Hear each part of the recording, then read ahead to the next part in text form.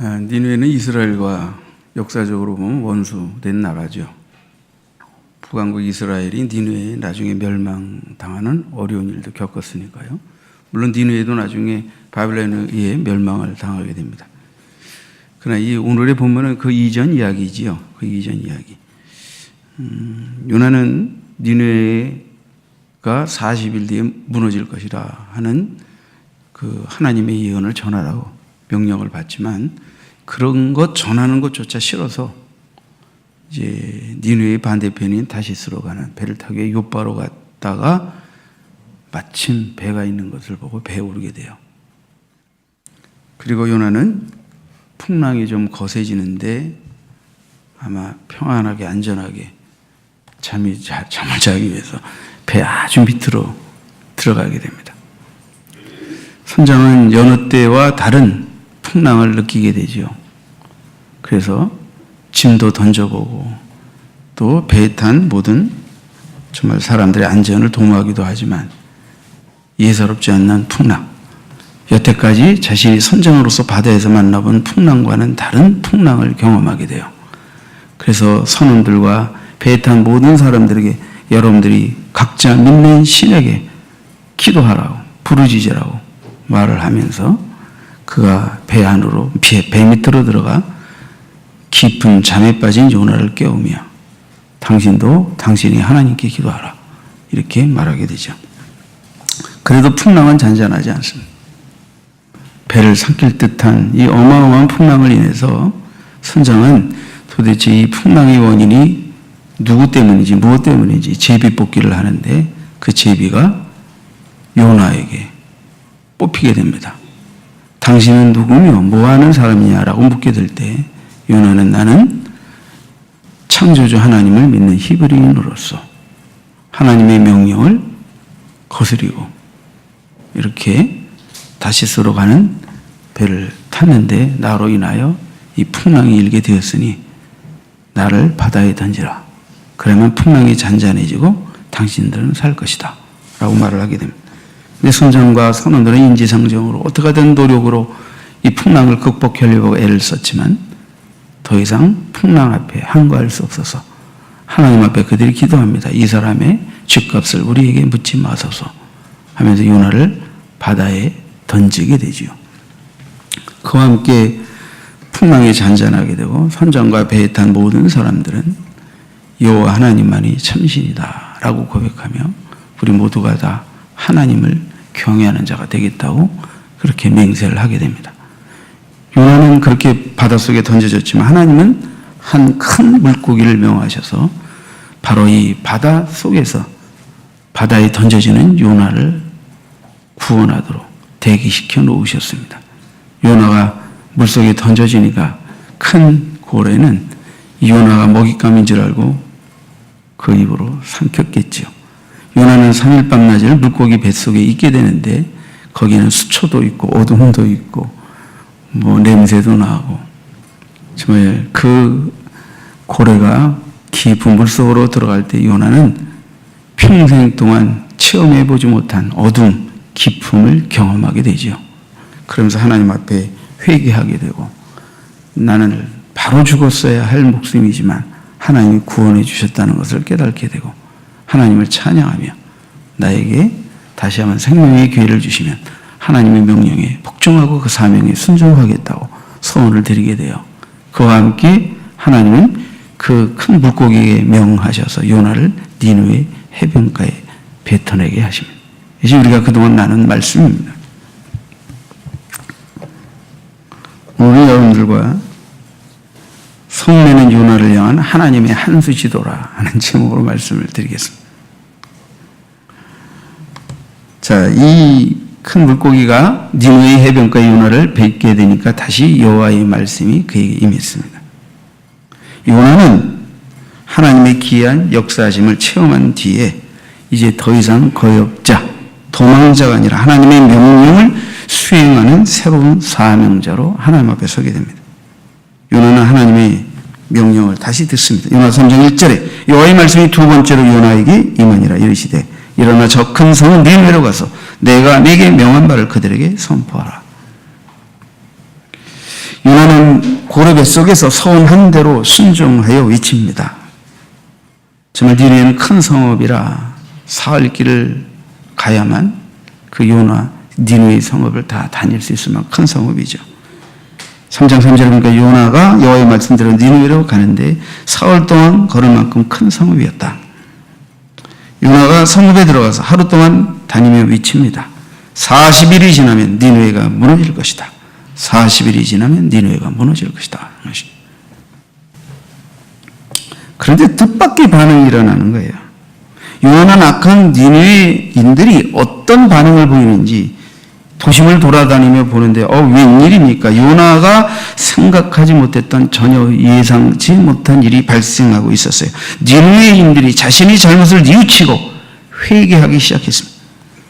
요나는 이들에게 회개하라고 말하지 않고 단순히 40일 뒤에 니느웨가 무너질 것이라고 멸망할 것이라고 외친 것이었는데 뜻밖에도 니느웨 백성들이 자진해서 회개의 상징으로 베옷들을 입기 시작했습니다.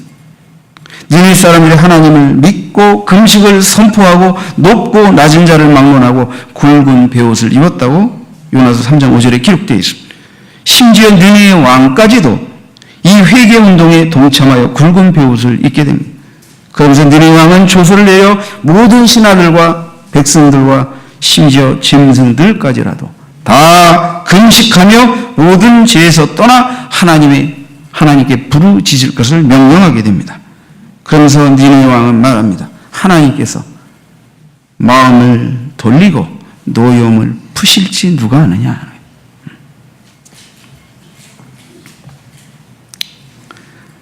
놀라운 기적이 일어났습니다. 하나님께서는 그들이 나쁜 길에서 돌아서는 것을 보시고 그들을 심판하고 멸망시키고자 했던 뜻을 돌이키시고 그들에게 재앙을 내리지 않으셨습니다. 요나는 이 일로 인해서 아주 못마땅하고 화가 났습니다. 우선 자신의 예언이 빗나가게 된 것이 화가 났고 이스라엘을 위협하는 아수르가 이번 기회에 아주 심판을 당했어야 했는데 다시 구원받고 살아나게 된 것이 화가 났습니다. 그래서 요나는 하나님께 항변하게 됩니다. 4장 1절을 보시죠. 요나가 매우 싫어하고 성내며 요나가 그냥 화내는 정도가 아니라 이 니느웨 백성들이 베옷을 입고 회개하면서 부르짖고 하나님이 그들을 용서하시는 이 모습을 보면서 아주 몹시 싫어서 성을 냈어요. 요나가.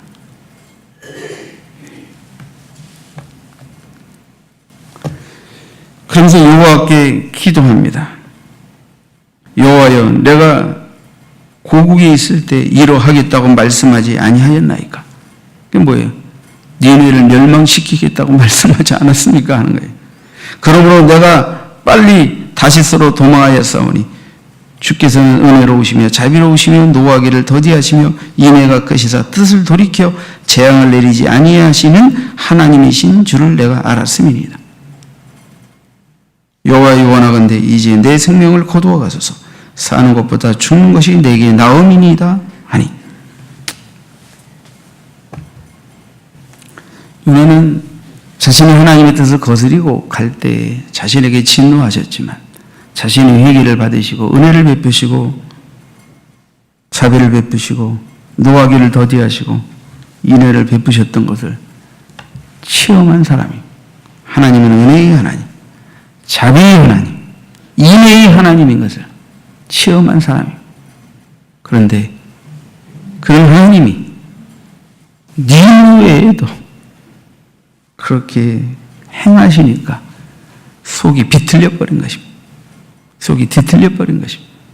우리 원수에게도 하나님의 은혜를 베푸시고 노하기를 더디하시고 자비와 인애를 베푸신다는 것이 납득이 되질 않았던 것입니다. 요나는 이런 하나님의 사랑을 이해할 수 없었습니다. 배밑바닥에서 고래 뱃속에서 그가 하나님을 만났지만 그런 하나님의 은혜와 자비와 사랑을 너에게도 실천하시려는 하나님의 섭리를 깨달지 못했습니다. 그는 하나님의 위대한 은혜와 자비와 긍휼의 사랑을 그의 삶 속에서 이어가지 못했던 것입니다. 요나는 성만 내는 게 아니에요. 아주 정신을 못 차립니다. 정신을 못 차려. 요나서 4장 4절에 보니까 여호와께서는 내가 성 내는 게 옳으냐? 라고 물으십니다. 요나야, 네가 성을 내는 게 옳으냐? 이 요나는 니네 동편 우뚝 솟은 언덕으로 올라갑니다. 그리고 그곳에 초막을 짓습니다. 그리고 그늘에 앉아가지고 이 니네가 어떻게 되는지 지켜볼 요량으로 앉아 있습니다. 요나는 니네인들이 멸망하지 않는 것을 볼 수가 없었습니다. 그럴 바엔 차라리 내가 죽는 게 낫다고 생각했습니다. 그는 정말 하나님께 대듭니다. 하나님은 요나에게 네가 화를 내는 게 옳으냐고 물었지만 요나는 아나무인입니다. 끝까지 하나님이 멸망시키기로 한 대로 멸망하는 모습을 지켜보겠다고 하며 꼭대기로 올라가서 초막을 짓고 니느웨의 성을, 니느웨 도시를 바라보고 있습니다. 이런 요나, 하나님의 은혜와 자비와 긍휼을 체험했지만 너를 향한 은혜와 자비와 긍휼에 대해서는 납득하지 않는 이 요나에게 하나님은 한 수 지도할 필요가 있다고 느끼셨습니다. 그래서 하나님께서는 그늘을 들이우게 요나의 오두막에 방문코를 자라게 하셨습니다. 장렬한 태양빛 아래에서 니느웨의 운명을 지켜보는 요나는 방문콜이 그늘이 되어 시원하게 해주니까 그런대로 기분도 괜찮았습니다. 그늘로 기분도 좋고 조만간 우리의 원수 니느웨도 멸망할 거니까 이놈의 원수들이 어떻게 멸망하나 한번 지켜보자. 그리고 마음속으로 쌤통 고소하다 아마 그렇게 생각하려고 했던지 정말 요나는 그늘이 머리 위에 방문콜로 말미암아 생기자 아주 기분이 무척 좋아졌어요. 조금 전까지만 해도 하나님께 뿔대를 내고 죽겠다고 하던 요나는 그것으로 인해 삶의 활력을 되찾았어요. 그런데 그 다음 날인 하나님께서 한 벌레를 명하셔서 방문코를 갉아 먹게 하셨습니다. 식물은 이내 시들었습니다. 해가 중천에 뜨자 그 뜨거운 동풍이 불어오고 햇볕에 방문코는 말라버리고 요나의 머리 위에는 아주 뜨거운 햇볕이 내리쬐기 시작합니다. 그는 지치게 됩니다. 기력을 잃게 됩니다. 그리고 자청하여 말합니다. 이렇게 살 바에야 죽는 게 더 낫습니다. 하나님 저를 죽여주십시오. 요나는 일상의 불편함으로 자신이 해야 할 일도 망각한 채 하나님께 아주 왕짜증을 부리기 시작합니다. 하나님께서는 이 어이없는 요나의 행동을 인해서 조금 전에 한 질문을 반복하십니다. 너 방문쿨이 죽었다고 내게 이렇게 화내는 게 옳으냐?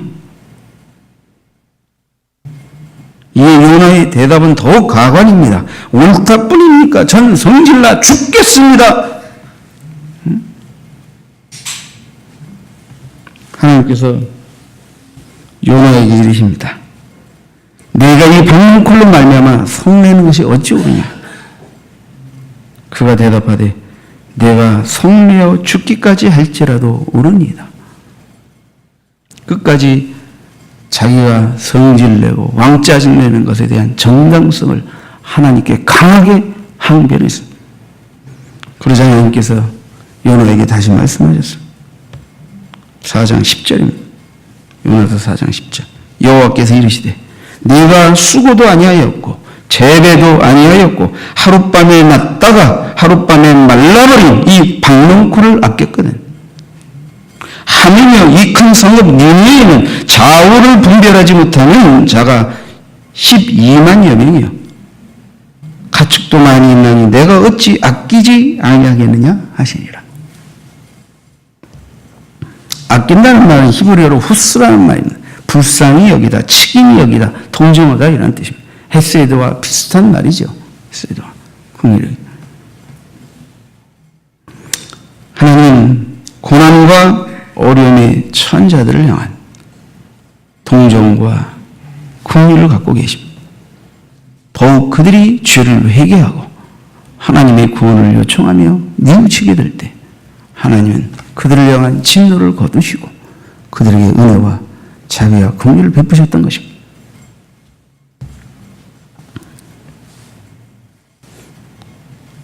요나가 아낀 것은 무엇입니까? 그리고 하나님이 아끼시는 것은 무엇입니까? 여기서 아낀다는 말은 불쌍히 여긴다는 것입니다. 동정한다는 것입니다.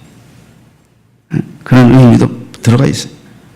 요나는 박농코를 아꼈어요. 뜨거운 떼약볕에서 자기를 더위로부터 시원케 해주는 박농코를 아꼈어요. 하나님이 아낀 것은 죄로 말미암아 심판하려 했던 니느웨 백성의 12만여 명의 생명입니다. 요나는 자기 나라의 원수인 니느웨의 멸망을 지켜보려고 했습니다. 그러나 하나님께서는 진정으로 회개하고 뉘우치는 니느웨의 12만여 명의 백성들에게 내리시기로 한 재앙과 시파를 긍휼의 마음으로 거두어 버리셨습니다. 여러분, 우리는 무엇을 아끼고 삽니까? 난 뭘 아낍니까? 여러분, 뭘 아끼고 사십니까?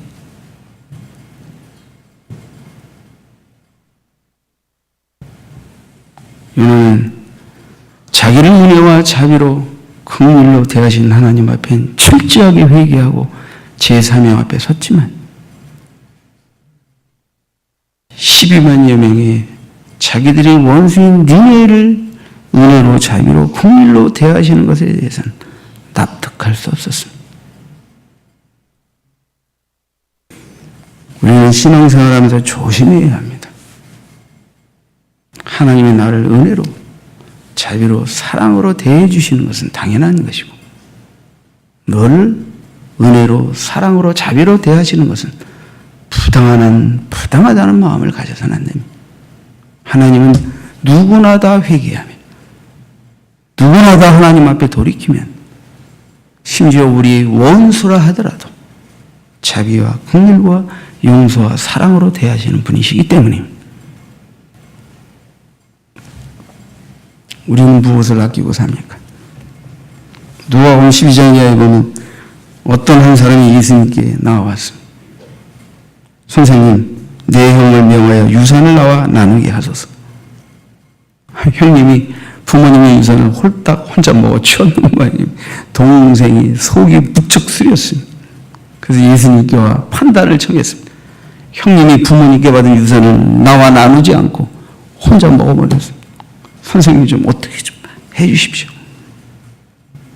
근데 예수님은 사람아 누가 나를 너희의 재판장이나 물건 나누는 자로 세우느냐 하시고 이르시되 상가 모든 탐심을 물리치라 사람의 생명이 그 소위 넉넉한 데 있지 아니하니라 하시고 속상해 죽겠는데 더 속 터지는 말만 하세요. 예수님. 지금 형이 나와 나눠야 할 재산을 혼자 가로채서 좀 공의로우시고 자비로우신 주님께서 그 형을 좀 야단쳐서 혼자 가서 쳐먹으면 되냐 이 새끼야 나로 먹어 하면서 좀 얘기 좀 해줄 줄 알았는데 왜 이래 자기에게 삶과 탐심을 물리쳐라. 사람의 생명이 그 소위 넉넉한 데 있지 않다. 복장 터져가지고 주님께 탄원하러 나왔더니 복장 더 터지는 소리만 하고 계세요. 예수님. 그 사람이 주님이 하시는 말씀을 잘 소화하지 못하는 것 같아서 예수님이 한 비유를 드셨어요. 그래, 아버지의 재산을 혼자 독식한 내 형을 바라보면서 네가 속이 지금 터지냐? 미치겠냐? 환장하냐? 물론 이런 표현은 안 하셨지만 주님의 비유로 한 어리석은 부자의 이야기를 들려주십니다. 한 부자가 있는데 밭에 소출이 풍성하고 이미 재산도 많지만 그에도 풍년이 들어서 심중에 이르기를 내가 곡식 쌓아둘 곳이 없으니 어찌할꼬? 그러면서 내 국관을 헐고 더 크게 짓고 내 모든 곡식과 물건을 쌓아두리라. 또 내가 내 영혼에게 이르되 영혼아 여러 쓸 물건을 많이 쌓아뒀으니 평안히 쉬고 먹고 마시고 즐거워하자 하리라. 그렇게 그가 말하지만 하나님께서 그에게 이르셨다. 어리석은 자여 오늘 밤에 내 영혼을 도로 찾으리니 그러면 네 준비한 것이 누구의 것이 되겠느냐. 아버지 우선 혼자 독식한 형을 인해서 너무 분내고 아까워하고 억울해하지 마라. 그 영혼을 하나님이 오늘 밤 취하면 그 욕심부려 취한 그 재산이 네 것이 되겠느냐.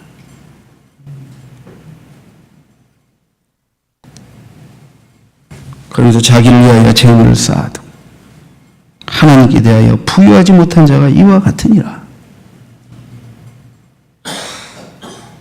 우리가 하나님께 축복을 구하고 은혜를 구하고 자비와 긍휼을 구하지만 그것이 내가 부하게 되고 내 창고에 곡식이 가득 차게 되고 내 소유의 재산이 무한하게 늘어나게 되고 그래서 이제는 죽을 때까지 일하지 않고도 먹고 살만 하니까 스스로의 영혼에게 야 이제 멋지게 즐기면서 살아보자.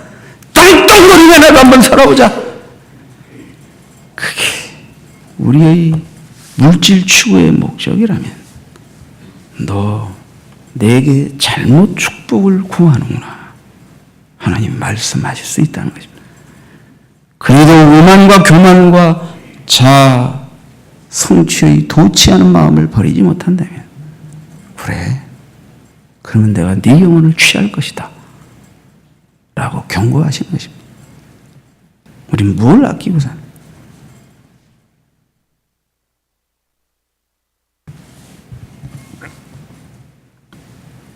우리도 하나님께서 아끼시는 것처럼 아낄 수는 없을까요?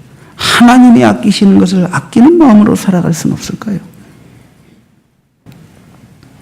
누가복음 19장에는 우리가 잘 아는 세리장의 부자 삭개오 이야기가 나옵니다. 당대 세리들은 단순한 공조직에서의 세무 공무원이 아닙니다. 로마에게 일정한 이 지역의 세금권을 갖다가 얼마를 주기로 약속하면서 징수권을 사는 겁니다. 그때 왕들도 똑같았어요. 헤롯 왕도 마찬가지고. 그렇죠? 왕들도 로마의 총독들이 와 이스라엘을 섭정했지만 그곳의 모든 세금 징세권을 가지고 로마에게 성납할 걸 성납하고 자기 치부를 누리는. 그래서 뭐 세리장이나 그때 당시에 분봉왕들이나 다 하는 짓이 똑같고 그들이 왕이 되고 세리장이 되는 목적은 다 똑같이 그런 것이었습니다. 이 삭개오는 여리고 지역의 징세권을 가진 사람입니다. 여리고에서 나는 세금을 어느 정도를 로마에게 타협해서 바치겠다 하고 나머지 자기가 그 여리고 지역에서 세금을 거두어서 이해를 보는 자였습니다. 그러니까 여리고 사람들은 삭개오를 아주 매국노로 취급한 것이죠. 아주 매국노로 취급한 것입니다. 예수께서 여리고로 들어오시는데 삭개오라 이름하는 사람이 과연 그 예수가 어떤 사람인가 하여 보고자 하지만 무리들이 많이 모였고 삭개오는 키가 작아서 그 무리들 틈에서 예수를 볼 수 없겠다 생각하여 큰 뽕나무 위로 올라갔습니다. 그리고는 먼 발치에서 무리 가운데 나오시는 예수를 바라보았습니다. 그런데 웬일입니까?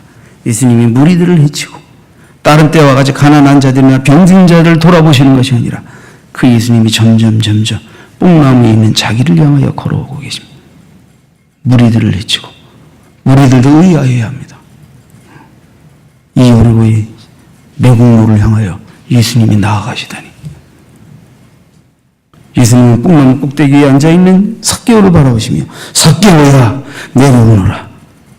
내가 오늘 네 집에 유하여야 하겠다. 아마 속으로 여리고 백성들은 이해할 수 없을 것입니다. 아니 자비와 은혜와 긍휼이 가난한 자의 병든 자의 이웃이며 구세주인 주님이 어떻게 이 여리고에 매국노며 부자며 우리에게 가장 증심을 안겨준 저 삭개오의 집에 유하여야 하겠다니. 그곳에 모인 무리들이 다 깜짝 놀랍니다. 삭개오가 뽕나무에서 쭉 내려옵니다. 무사람이 수군거립니다. 저가 죄인의 집에 유하러 들어갔도다. 수근수근하면 근데 삭개오가 서서 주께 말씀합니다. 주여 보시옵소서. 내 소유의 절반을 가난한 자들에게 주겠사오며 만일 내가 네 것을 속여 빼앗은 일이 있다면 4배나 갚겠습니다. 예수께서 말씀하십니다. 오늘 구원이 이 집에 이르렀으니 이 사람도 아브라함의 자손이미로다. 인자가 온 것은 잃어버린 자를 찾아 구원하려 함이니라. 주님은 분명히 부자가 하늘나라에 들어가는 것이 낙타가 바늘구멍으로 들어가는 것보다 어렵다고 하셨어요. 그러나 오늘 이 여리고에서는 부자를 구원하셨어요. 한 부자를 구원하셨어요. 그리고 그 부자를 손가락질하고 매국노라고 했던 여리고의 모든 가난한 사람들이 하나님의 독생자 예수 그리스도의 구원 행위에 대해 아무도 토를 달지 못했습니다.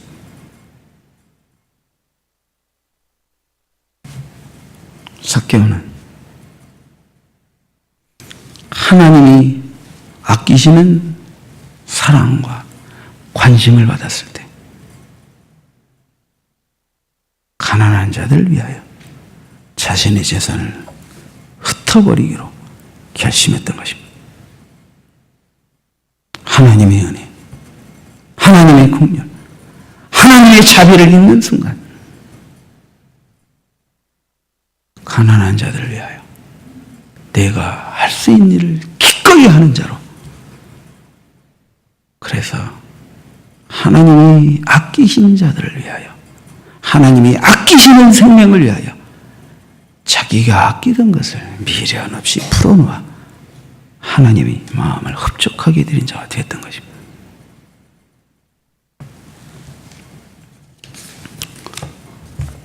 저 찬송을 하나 하길 바랍니다. 우리 이나은 사모님이 좀 내려오면 좋겠다.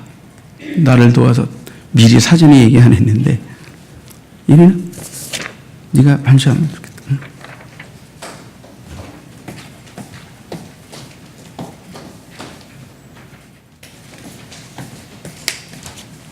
오늘 제가 딸하고 같이 특송하겠습니다. 미리 사전에 준비는 하나도 안 됐어요. 그냥 즉흥적인.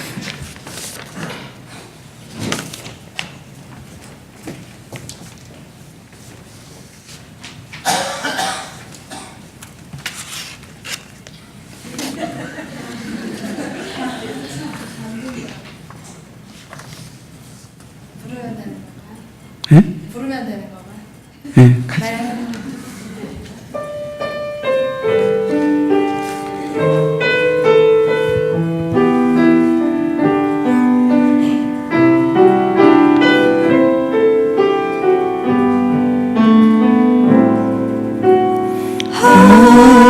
하나님의 사랑, 주님의 눈물, 온 세상이 임하여 잃어버린 영혼 찾아 오신 주님, 지금도 우리를 사랑해.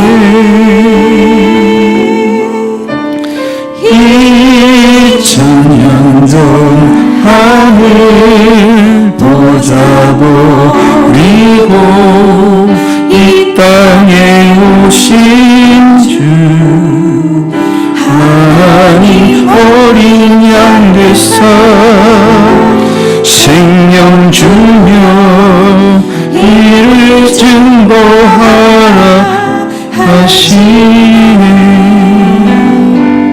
나는 이내 거저받은 귀한 사랑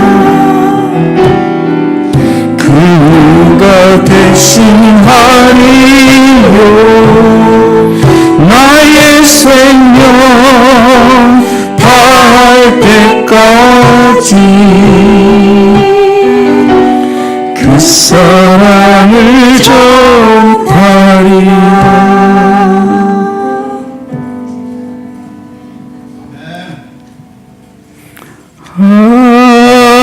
하나님의 사랑 주님의 눈 온 세상이 마여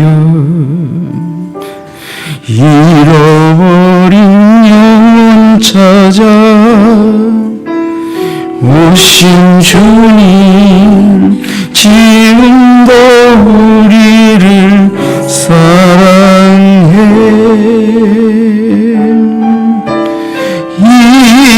2000년 전 하늘 보좌 위고 이 땅에 오신 주 하나님 어린 양 되사 생명 주며 이를 증거하라 하시네. 다같이 나는 믿네 거저받은 귀한 사랑 그가 대신하리요 나의 생명 다할 때까지 그 사랑을 전하리.